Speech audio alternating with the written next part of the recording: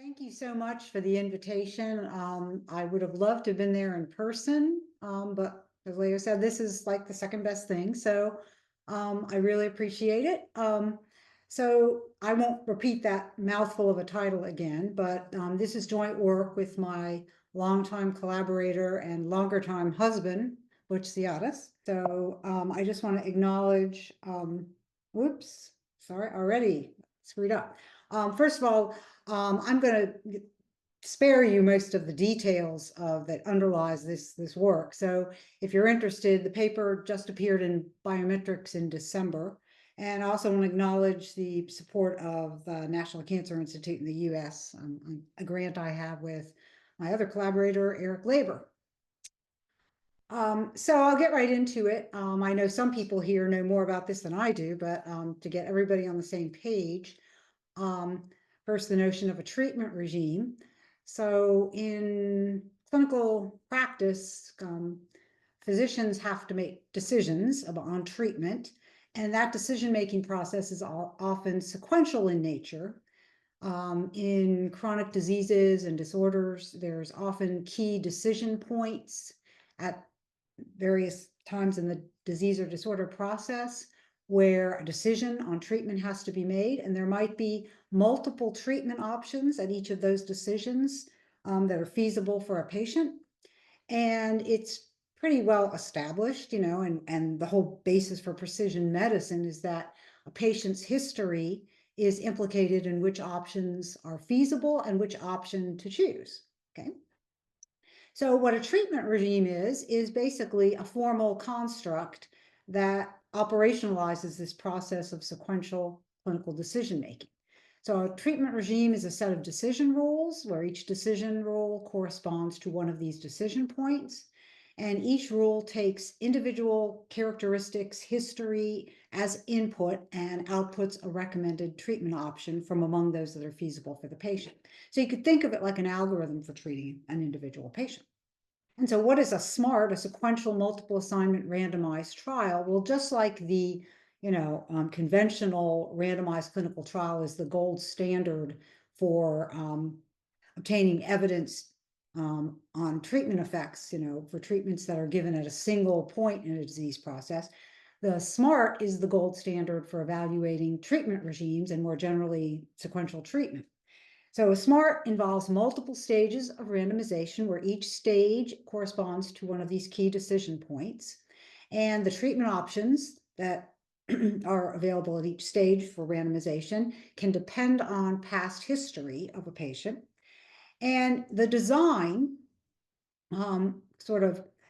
defines a set of regimes. So whatever the treatment options are at each of these decision points, all the possible combinations of those induce a set of regimes, which is usually called the embedded regimes in the design. And a common primary or secondary analysis when a SMART's been conducted is to compare these embedded regimes or a subset of them or some other set of regimes even, but often embedded regimes on the basis of whatever the specified health outcome of interest is. So I'll give you a simple example, and this will be the application I'll return to later. This is from a clinical trial in a particular kind of leukemia, APL.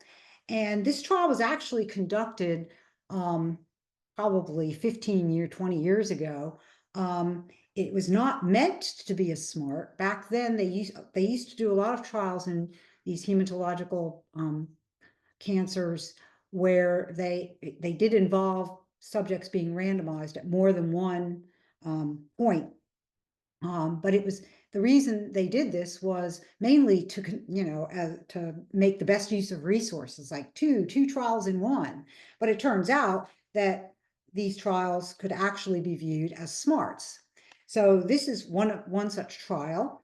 So we can consider it as a two-stage SMART. And the primary outcome, as it often is in trials in hematological malignancies, is event-free survival, which is a composite endpoint. It's time to failure to achieve a complete remission, relapse after complete remission, or death, whichever comes first.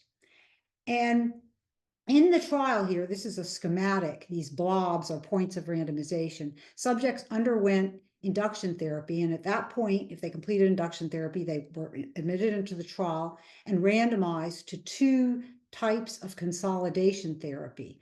All trans-retinoic acid, which I'll just refer to as ATRA, and ATRA plus arsenic trioxide. And then as the patients proceeded through their consolidation therapy, they could possibly have an event-free survival event during that period. But if they did not and completed the consolidation therapy, they would be randomized to a maintenance therapy to maintain that good result. So that could be either ATRA or ATRA plus a couple other agents, which I've just abbreviated here for brevity. Okay, so so that was the basic format of the trial. Moreover, because this is a time to event endpoint that can occur any time from the start of the trial, it could possibly be censored due to end of study, administrative censoring or other reasons for loss to follow. Okay, so this trial can be seen to embed 4 regimes, which basically consist of the various combinations of ATRA or ATRA plus arsenic trioxide and the 2 maintenance therapies. So for example, one of these is of the form, administer ATRA consolidation at decision 1. If the patient does not experience an event by the end of the consolidation, administer ATRA plus the other 2 agents at decision 2. And so you can imagine the other 3 regimes are just the other combinations of the possible treatment options at each of those decision points for those who complete consolidation. So comparison of these regimes can yield insight on how best to sequence these therapies. And so later on, when I return to this example, we'll actually look at that in detail. Okay, so there is an extensive array of methodology out there for comparing treatment regimes in a specified set on the basis of data from a SMART. For example, that specified set could be the set of embedded regimes. It could be a subset thereof. And there's an extensive literature on the case where the outcome is always observed on all participants. Okay. And the comparison is of usually the most popular methodology is where the outcome is always observed, and the comparison is of the mean outcomes if the patient population were to receive treatments according to the rules in each of the regimes. Okay.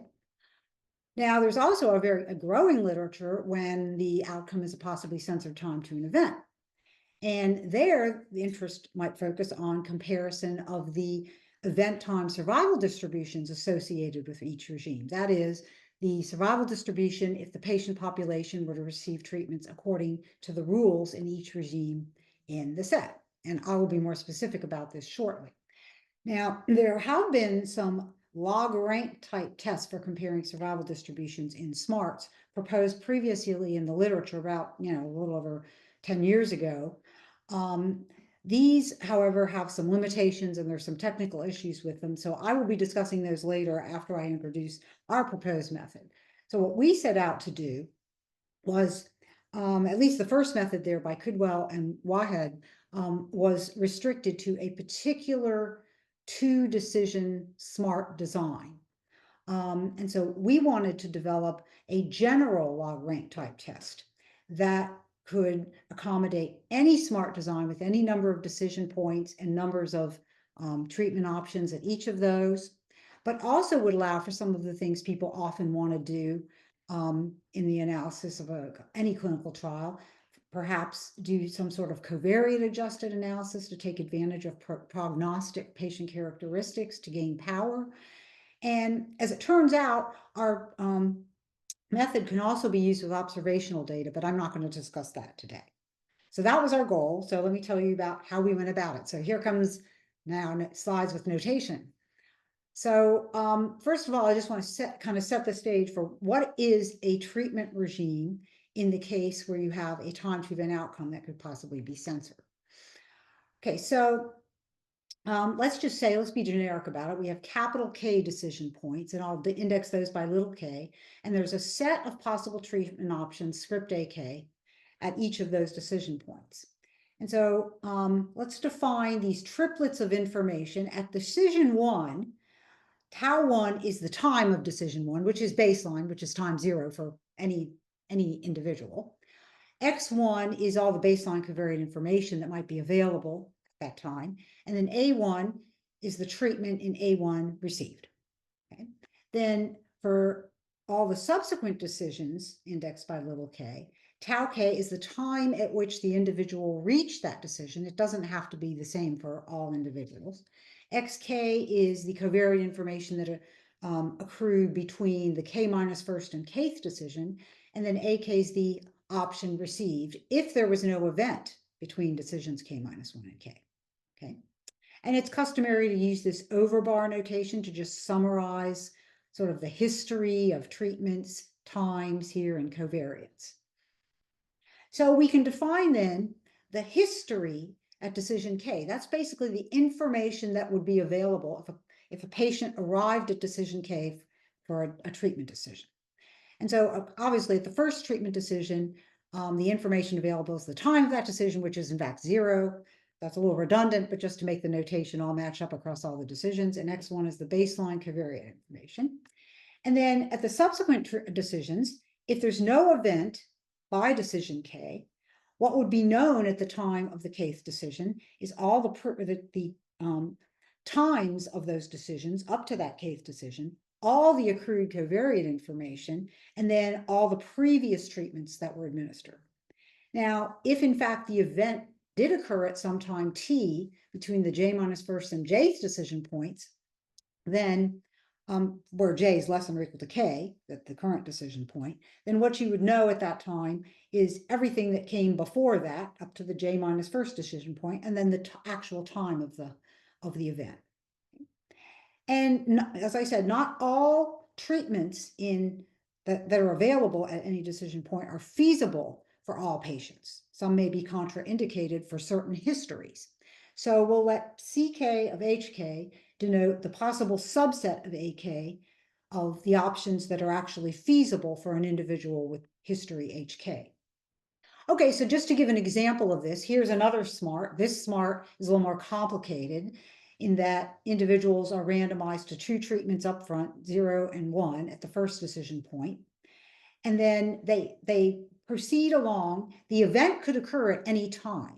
So if the event occurs before the time of the second decision, which is at the time response status is ascertained, the set of all treatment options would be the empty set. And of course, I forgot to mention at the first decision point for any history, because we're just randomizing here, any regime that's embedded in this trial or any other regime you would evaluate from this trial allows the possibility that both treatments could be given for any history, so any baseline information.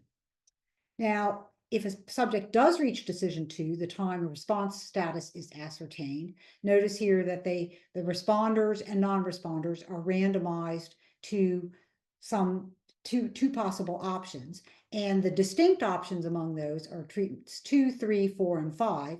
So that's the set of all possible options. But notice that only certain options are feasible depending on a patient's original decision 1 treatment and their response status. Okay, so that's just an example of how these subsets of feasible options are determined. Okay, so what's a treatment regime then? Having defined all this, it's simply the collection of the K decision rules, capital K, and we'll just denote it for short by D, okay? Where DKHK is the decision rule that takes the history to decision K, HK as input, and if the event has not occurred by decision K, the decision rule outputs an option in the set of feasible options for that history, and otherwise, if the event has occurred, regime rules are defined such that they make no decision, and the set of possible options is obviously the empty set. And if you want to read more about this whole formulation, it's in our book in chapter 8 in treatment regimes. Okay, so the usual way we formulate problems to get a precise statement of the scientific question is through the use of so-called potential outcomes. So we think hypothetically. For any sequence of treatments that could be given across the capital K decision points, you can define potential times of those decisions, potential covariates that could be accruing, and the potential event time that would result for any given individual in the population. And so if you think about all possible sequences, we're going to let W star denote the collection of all these potential variables. So to formally state our hypothesis that we want to test, we're going to define T star D in words to be the potential time to the event for any regime D, so for a particular regime G, if a randomly chosen individual from the population were to receive treatments by following the rules in D. Okay, and I have not showed it here because it's pretty messy, but it turns out that T star D, that potential time to the event under regime D, can be defined in terms of the elements of this collection of potential variables W star. So that'll be important later. Okay, so having defined this T star D, this sort of hypothetical ideal quantity, what would be the time to the event if an individual followed the rules in D? We can then define the hazard rate of experiencing that time to event at time U if an individual in the population were to follow the rules in D. So here's the usual definition of a hazard rate. And so I'll use the notation lambda UD to denote that hazard rate for any regime D. So with that set up now, we can state the null hypothesis of interest. We want to compare the survival distributions, or equivalently compare the hazard rates. So suppose we have a given set of regimes that's of interest, script D. Suppose it has capital D regimes in it. Those could be the set of embedded regimes, a subset thereof. Then the null hypothesis is just that those hazard rates across those capital D regimes are the same.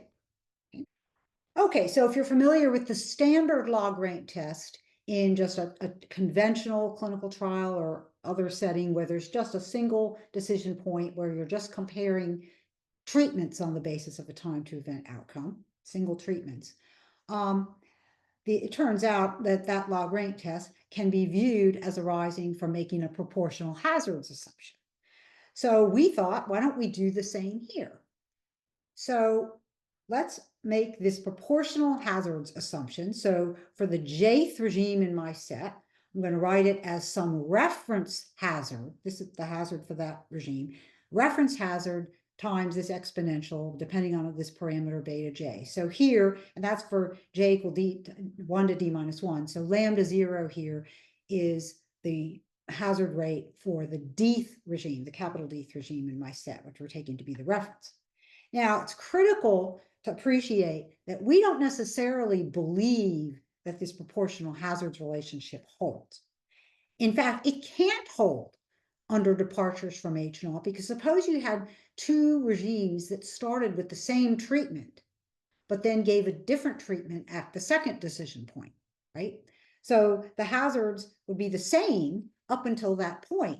So there's no way they could be proportional throughout all time, because they would depart when given a different treatment if you're not under H0. So the reason we're doing this is because it's a convenient mechanism by which to motivate a test. So we're making this proportional hazard assumption, not because we believe it, but just because it gives us a basis for trying to formulate a test statistic. So let's take that proportional hazards assumption, 1. Under it, the null hypothesis can then be expressed simply in terms of these d minus 1 parameters beta. Okay, so our idea then is under that possibly misspecified proportional hazards relationship, where here's my set of regimes, we're going to develop a test statistic, and that the conventional log rank test is actually can be motivated as the score test under the proportional hazards. So we appealed to the notion of a generalized score test. That's something that our colleague Dennis Boos wrote a paper about back in like the 1990s, an American statistician. So the basic idea is to identify some score-like equations to form the basis for a test statistic. Okay, so let's define, this is just the usual counting process for the event, and this is the usual at-risk process.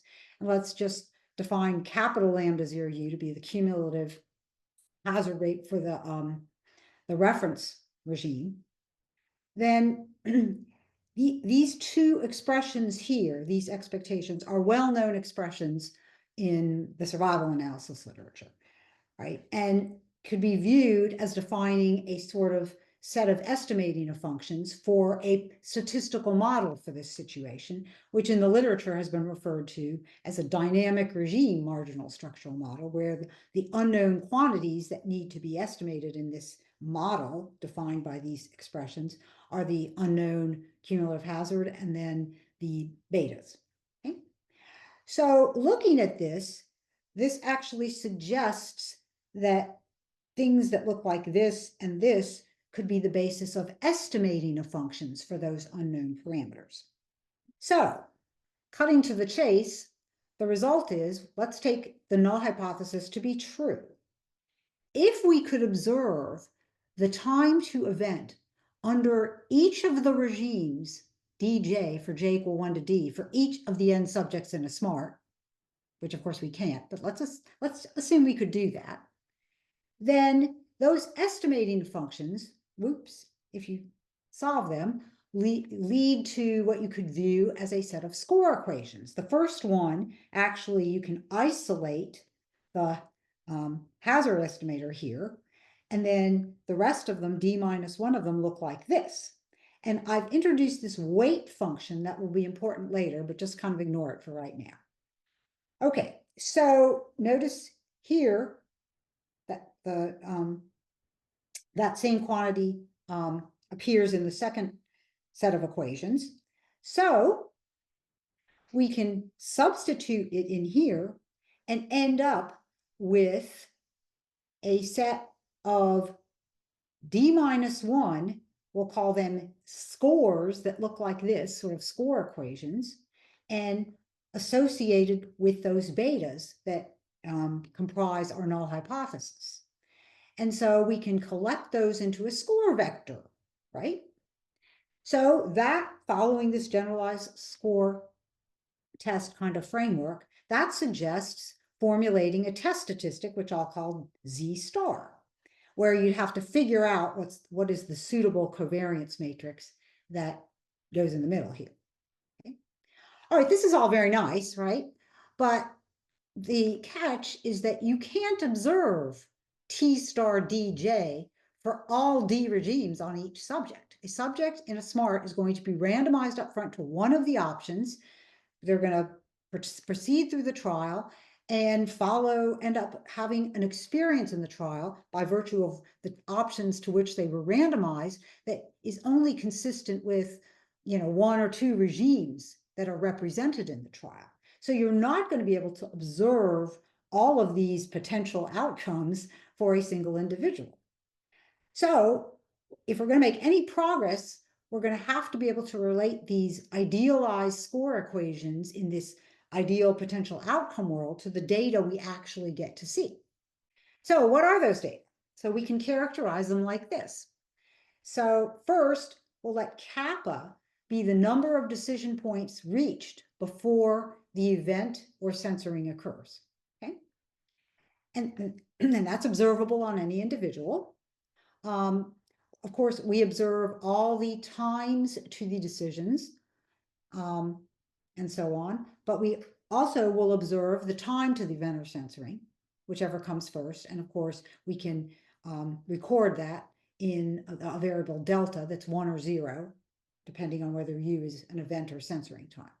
And so as I was saying, then for each individual, we'll see the time, the actual time at which they arrived at the kth decision, the covariates that accrued between decisions k minus 1 and k, and the treatment actually received by the patient, okay, for any of these k equal 1 to kappa, which is the last time you see them, the last decision point at which you see them. So we can define the observed history. Well, at baseline, it's simply T1, which is 0, and X1. And then the history that you would have available observed on an individual for whom kappa is greater than or equal to k, so they have not had the event yet, is all the accrued times, covariate information, and previous treatments received. And for an individual who for whom kappa was the last decision point reached, and then they either had the event or were censored, at decision k greater than kappa, you would know everything that happened up through kappa, as well as u and delta, the event time and whether it was an event or censored, the time and whether it was an event or censored. And we can also define, I'm not going to even bother to write notation for this because it would be complicated, HU at any time u, that is all the information that would be available up to time u. Okay, now anybody who knows anything about this world and causal inference knows that to make any progress here, we have to make some standard identifiability assumptions. So we're going to do that here as well. So standard assumption. First standard assumption, my mouse is going crazy here, is what's known ordinarily as the consistency assumption, which basically says in words, the observed data are equal to their potential analogs under the treatments actually received, okay? So if you observe, a event time, and a patient had a treatment experience consistent with a regime, then that event time is equal to the potential event time under that regime. Now, the sequential randomization assumption is in fact true by design in a SMART. So it basically says, given your history, given you're still around and to be randomized, and your history to that point, the treatment that you are assigned is independent of basically anything about you. You can think of all those potential variables as characteristics of an individual, inherent characteristics that might characterize their prognosis under any kind of treatment. And of course, when we do randomization, the whole point is to make treatment assignment independent of anything like that, right? So of course, because we're doing actual randomization in a SMART, this is true by design. And similarly, the positivity assumption is also something that's true by design in a SMART, because you wouldn't randomize to a treatment with probability 0, right? So these guys right here, you can see by definition, are the randomization probabilities, the probabilities of a particular option being assigned, given the history to that point, and given that the individual was still around to actually be randomized. Okay, and this is for all histories that could possibly occur. And here, AK would take on values in whatever the feasible set of treatment options is. So in any reasonable SMART, these randomization probabilities would all be greater than 0. So these two assumptions, true by design, but in observational studies, are assumptions you would have to make that can't be verified from the observed data. Okay, and then finally, coincident with the usual log rank test, we'll make an assumption of non-informative censoring, which basically says, here's all the math, but basically says, this here's the hazard of censoring, that the hazard of being censored, given your entire past history to time u, and everything that is possibly known, possibly inherent about you in terms of prognosis and so on, that hazard depends only on your observed history and not on anything that isn't observed, isn't recorded, and depends on future prognosis, for example. So those are standard assumptions we're going to make. And under those assumptions, then, we're going to try to define a test statistic, we'll call it Z, that's analogous to our idealized test statistic in the potential outcome world, but is a function of those observed data. So we're going to obtain observed data analogs to those score equations in the potential outcomes world, and an analog then to the score vector. And then we'll also have to derive a suitable covariance matrix to stick in the middle of our test statistic. Okay, so here's how that goes. And anyone who's familiar with a lot of the methodology in treatment regimes and causal inference is familiar with inverse probability weighting, will recognize this basic kind of formulation. So for any regime D, one can define what we'll call the consistency indicator, CUD, at any time U. And basically, that consistency indicator records whether or not the treatments received through time U are consistent with having had followed the rules in D through time U. So basically, are the treatments you received up to time U are treatments that could have been given if you had been following those rules. And you can trust me, or you can look at this, that this expression here does indeed record that consistency status. So CUD at any time U is either equal to 0 or 1. And we can also then derive the probability of that consistency indicator being equal to 1. And the expression is given here. Okay, so CUD at any time U for any regime D is just recording, is an individual's experience consistent with having followed the this regime D to this point, in which case they have information, they contribute information about regime D. So we're going to define an inverse probability weight, we'll call it omega, at time U, and it involves the consistency indicator divided by the probability it's equal to 1, but also if you're going to do inverse probability weighting, which is going to be weighting observations from individuals, the individual has to be around for you to do that. So we also need that the indicator U greater than or equal to, we need U greater than or equal to U. So we have that indicator here divided by what is basically the probability of not being censored given your past history by time U. So, and also here's that weight function that I'll say more about in a second. So if we define this inverse probability weight, it turns out, and I certainly don't have time to show that here, that under the null hypothesis, observed data analogs to those score equations in our ideal potential outcomes world associated with our unknown quantities can be written like this here, where here NU is the usual counting process and for that event, and YU is the usual risk process. This is in, of course, with respect to the observed data. Okay, so having done that, continuing the analogy, then we can get an observed data analog to that score vector T star, I'll call it T, associated with my betas, where the jth element looks like this. Okay, just substituting in d lambda hat naught here. So the details on this derivation are in the supplementary material to the paper. Okay, so now I can reveal the mysterious weight function, why it's there. Now that censoring survival distribution is a function of past history, okay? Now, we were trying to emulate the standard log rank test, and the standard log rank test embodies an assumption that censoring is not only non-informative, but it is in fact independent of history, okay?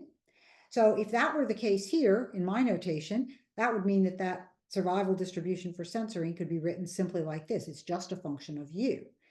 And that can be relaxed a little bit, but just to continue in the pristine case of the log rank test, what that suggests is, remember, to conduct a conventional log rank test, you don't need to know this censoring distribution.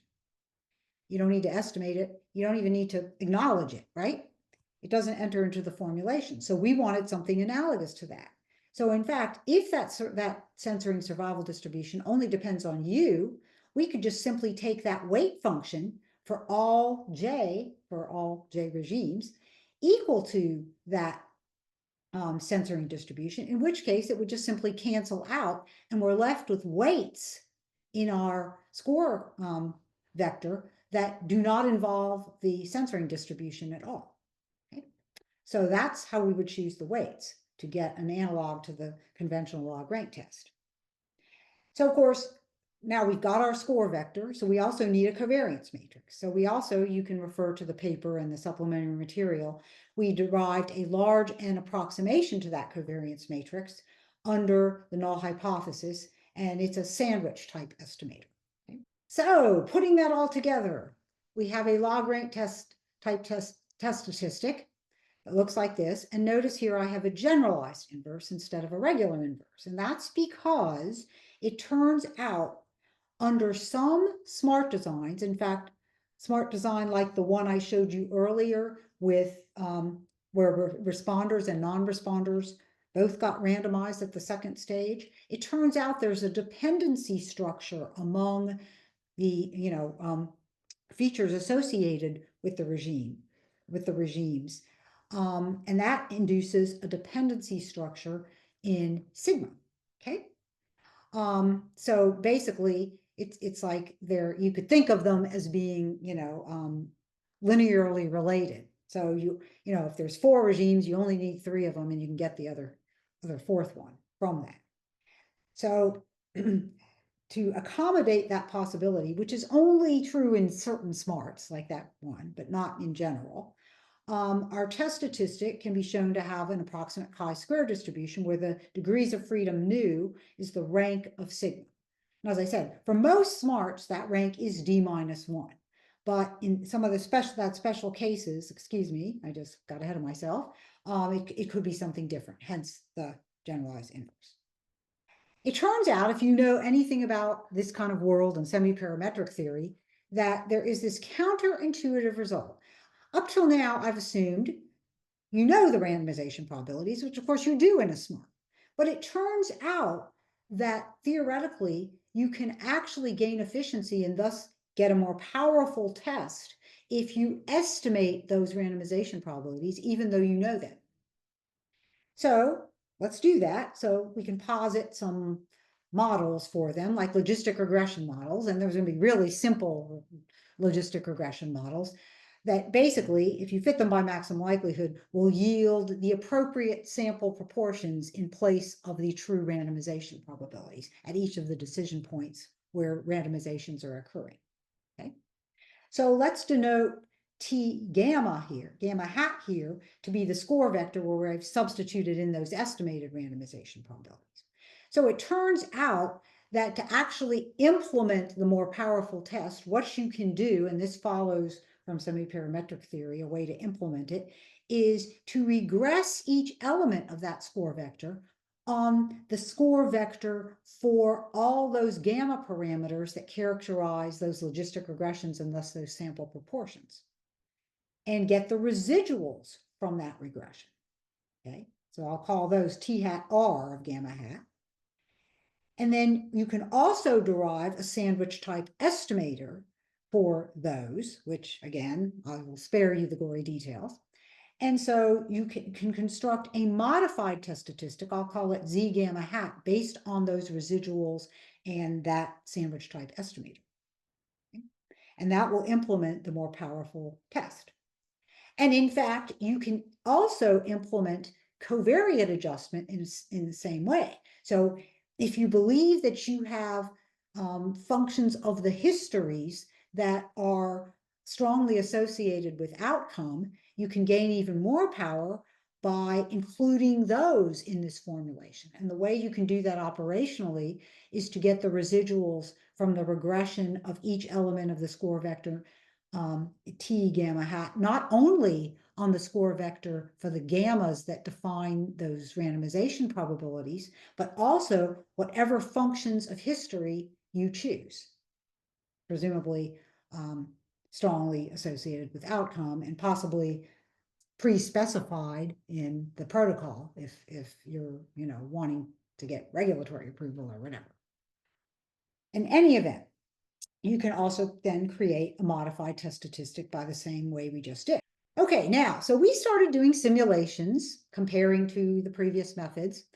And one thing we noticed was that when the sample size is not very large, and that's problem specific, obviously, we're seeing that the test tended to be anti-conservative in some cases, okay? Which means it rejects the null hypothesis too often, so that's not a good thing. We'd prefer to have a test that achieves the nominal level.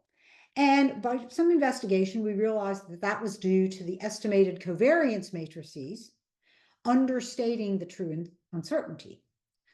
So we were kind of disappointed in that, but we developed a small n bias correction to those covariance matrices that is presented in the supplementary material to the paper. And it turned out that worked pretty well. So once we got that, we used that bias correction as our standard method.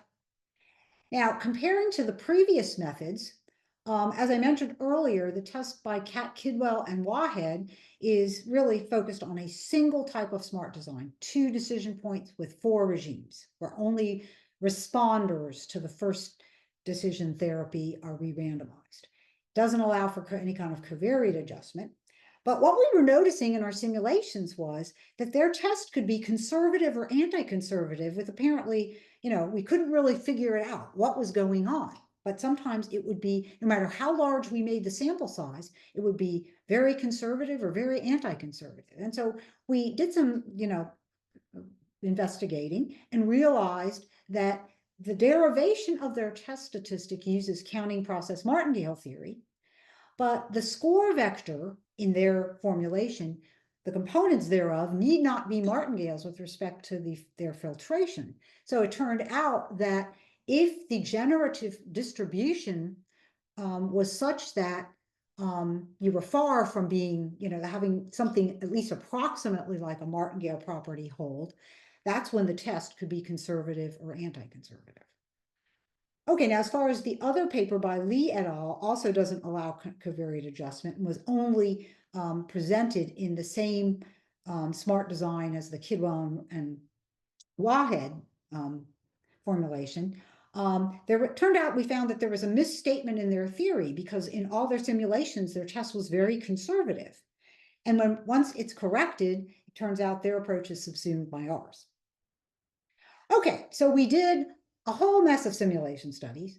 And I'm just showing you some of the designs we used. That design I showed you earlier. We also used a design where only responders were re-randomized because that's the Kidwell and Wahed design. And we did that just as seen here, but also here, this faded out thing. We also allowed for the possibility of a third control or standard of care arm, which sometimes people do in smarts. And we also did designs with 3 decision points, which I didn't show here pictorially because it's too messy and I was too lazy to make a picture of it. Okay, so anyway, I'm not going to show you tables of 0.05 and stuff like that. I'll just give you the main messages. So when the set of regimes D is all the embedded regimes or a subset of embedded regimes, such as pairs of regimes, and even for more complex regimes that are estimable from the data from a smart, we found that our test did pretty well. It achieves the nominal level with reasonable sample sizes, and we decided that it was worth doing the bias correction because if n is small enough, which you wouldn't know in advance for your particular situation, you didn't want to run into that, anti-conservative thing. So you should just use that. And covariate adjustment can yield substantial increases in power under various alternatives to H0. And we saw, as I mentioned, that their Kidwell and Wahed method may or may not be robust to departures from the martingale property. So you can go see all our tables of numbers in the paper. Okay, so I'd like to finish off by application to the leukemia study. So here's the schematic once again. And here I've just written out in briefly the form of the 4 possible regimes. So notice regimes 1 and 2 start with ATRA. Regimes 3 and 4 are the ones that start with ATRA plus arsenic trioxide. Okay, so the data involved 467 subjects, 310 of them actually completed consolidation and were randomized to maintenance, and 157 had the event over censored before completing consolidation. And remember, the outcome was event-free survival. There were tons of covariates here. Baseline covariates included all the usual suspects like age, gender, clinical variables, and so on. ECOG performance status, which is a ordinal scale reflecting ability to carry out activities of daily living. And then X2 involved lots and lots of adverse event variables. So we did a lot of exploratory data analysis and selected a few covariates to include in our covariate adjusted version of our statistic. So the log of white blood cell count, ECOG status being greater than 1, and then some various, a couple of adverse event variables. Okay, now it's possible using inverse probability weighting, similar to what I showed you earlier, to actually get estimates of the survival functions themselves, okay, corresponding to the 4 regimes. So each of these profiles was constructed by considering all the individuals whose treatment experience was consistent with following each of these 4 regimes. And so regime 4 here, that's the one that uses ATRA plus arsenic trioxide plus the fancier maintenance therapy with several agents, seems to be, at least pictorially here, the winner, with regime 3, which also begins with the same treatment, marginally worse. And the ones that begin with just ATRA alone look markedly worse as far as survival is concerned. And there was this very strange thing here that happened.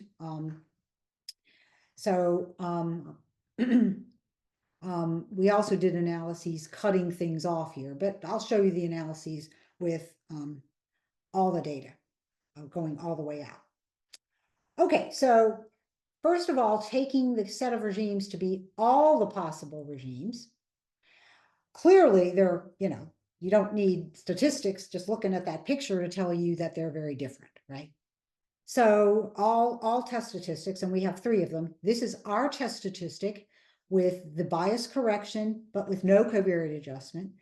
The next one is our statistic with covariate adjustment, and the final one is the Kidwell-Wahed test statistic adapted to the particular set of regimes in question.